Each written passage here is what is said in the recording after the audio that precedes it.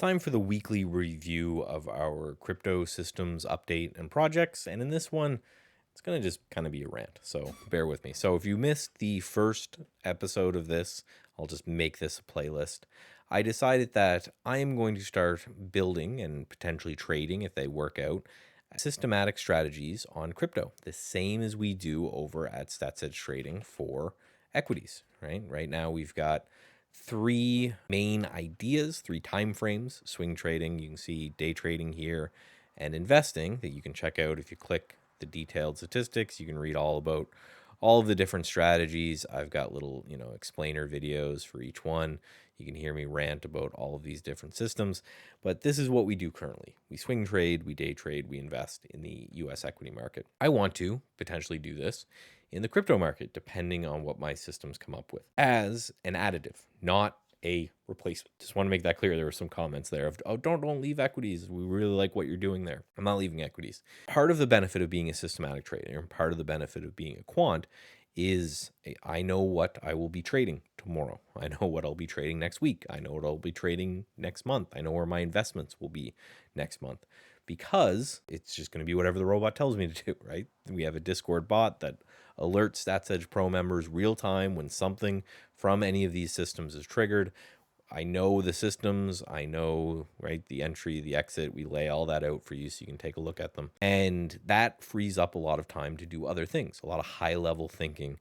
There's going to be a video coming out. If you go to StatsEdgeTrading and you sign up for the free email list, make sure you do that so you don't miss it, where I review the last 3 months of all these systems and what went well and what went poorly and things I want to work on and all of that kind of stuff. It's a really open video that I just finished recording. You'll probably notice the shirt's the same. What we're looking to do in the crypto space is we are looking to expand that and not to replace that. And this video, I really just want to go over why. Right now, I have a little bit of a history in crypto, in which in 2018, I worked for a crypto firm that was going to be the Goldman Sachs of crypto. You could look up Hyperblock, I think was the final name. It got bought out like 4 times in Canada, and it's bankrupt. So I own thousands of shares of this company that doesn't exist. And what I initially did there at the time was build systems for them. Now, these systems were a little bit different because back in this time, crypto was very immature. So there was something called exchange arbitrage that a lot of people were doing. And we were trying to do it as well, where you could have an exchange A and exchange B, and every now and then the price of crypto would get a little bit crazy, right? It would be one price on this exchange, the other price on this exchange. So if you had balances on both of those exchanges and margin or good standing, you could buy the low price and sell the high price. And when they revert it to normal, you could cover both and you'd end up making money. And it was a game and it worked for a while. Then it didn't, like a lot of things.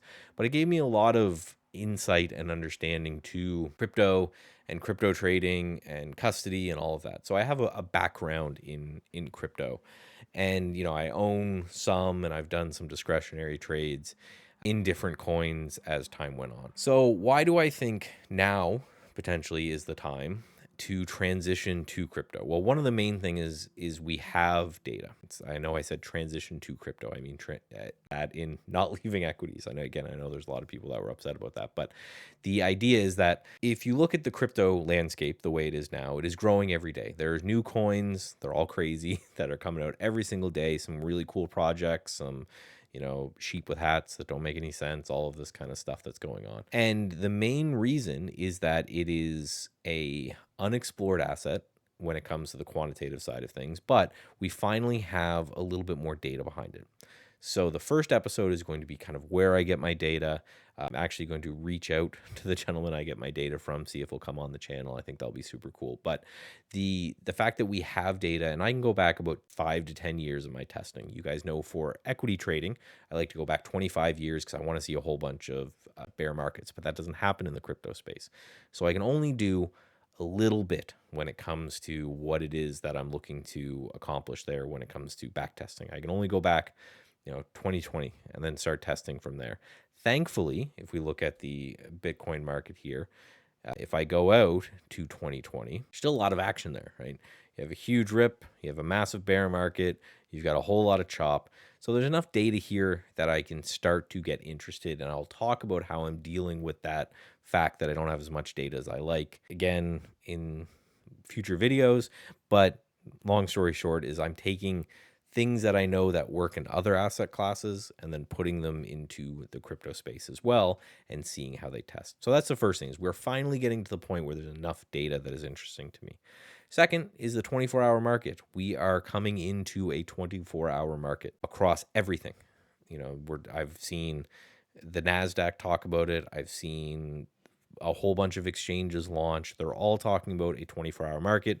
In the beginning, it'll be 24/5, which is kind of like how futures work, right? They trade all the time, maybe take an hour off for settlement, and then continue to trade all throughout the night, the next day. This is the way markets are going, and it's only going to get more. And it's just nothing you can do about it. I know there's a lot of people who are mad. The memes of just, people exhausted and doing whatever they can to stay awake to trade are hilarious, but just the nature of it, right? Technology moves forward, not backwards, right? The world moves forward, not backwards. So eventually there will be a 24-hour market in the equity space. So if I take a small amount of my potential trading capital into the crypto world and kind of get used to what that feels like and how to manage orders and how to manage positions, it will be a learning experience for me that I'm bringing you guys along with. So I think that's another huge one as well. Crypto is pure, I like to say too, is another thing that I really like about it, in which there is obviously a lot of scams and a lot of rug pulls and a lot of this kind of stuff. This is why I'm going to kind of limit what I'm trading to things that I can get via a data source. So they're roughly going to be exchange listed. So it kind of cuts out some of it, but certainly not all of it. Luna went to zero, and that was a holding that everyone kind of at least had at one point. But it's pure in the fact that there is no earnings report. There is no CEO conference call. There's none of these gaps that happened overnight, which I think leads to a more technically pure asset price, where price is being discovered all the time by everyone inside the world, regardless of what's going on. And that technically pure asset price leads to a lot of cool stuff when it comes to, just respecting things like prior levels and indicators, and everything I've tested so far has been very interesting in that regards. And again, I will pull you guys along with me and show you all that.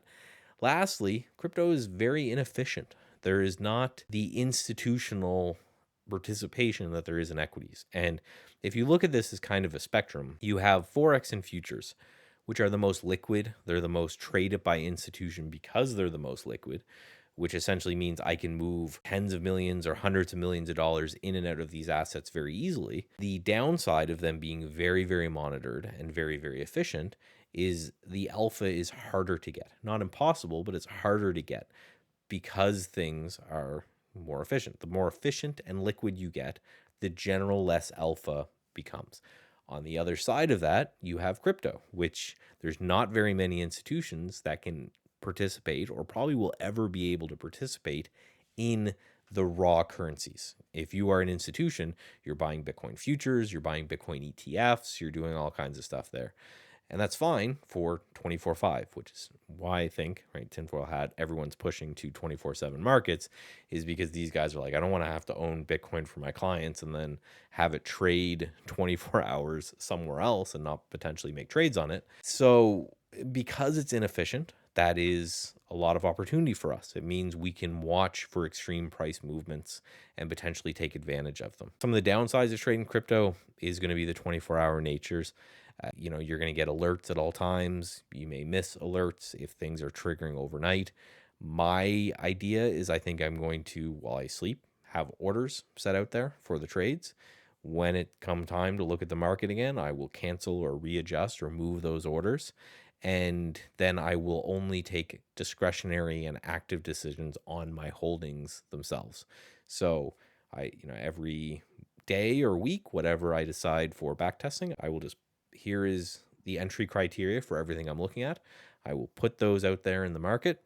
And then when they get triggered and when I'm at my desk, I will allocate it. I think that kind of work-life balance, again, will be part of the 24-hour trading idea, is that you're going to have to at some point do that. So I think that's something that is good to kind of train ourselves to do currently. That's the why. And, that kind of starts our journey is we have to have that understanding. Now, what are the goals from this? Well, the goals are not to be the next crypto guru who's going to tell you how to take XYZ crypto, sheep with, dog with, whatever, and it's going to go up 1,000,000%. If we catch a couple of those, great. We've caught a couple of them in the equity markets. If we catch a couple of them in the crypto markets, great. But it's not what I'm going for. Just like anything, everything I do is looking for uncorrelated alpha, which just essentially means what I want to do in the crypto space, I want to be completely uncorrelated to what I'm going to do in the equity space, which means at some point I will bring the back tests together and say, okay, when this crypto system's working, maybe the equity system is not. When this, investment system is working, maybe this day trading system is not. And by doing that, I'm hoping to get this more and more systems together that create a smoother equity curve by essentially being uncorrelated. The fact that crypto is way more volatile than equities will also help because I can apply way less capital to it. A lot of the systems I've already run, the performance has been amazing, but the drawdowns have also been really, really huge. Simple way to deal with that is just to assign less capital to it. So those are the goals. That's what I'm looking to do with crypto. Again, if you are someone who wants to follow along with this, my plan is weekly to bi-weekly videos. We're going to get into the nitty-gritty very soon, where we start actually going through data sources and we start testing, and I start showing you my process of testing and robustness and optimization and all that stuff. Again, make sure you're signed up for the free newsletter or one of the free courses, and then I will just email you. I email generally once a day when a video comes out. Here is what we're looking to do, and I'm very excited for you guys to come along because I'm very excited to enter this new project. And until I talk to you guys next time, get away from the screens.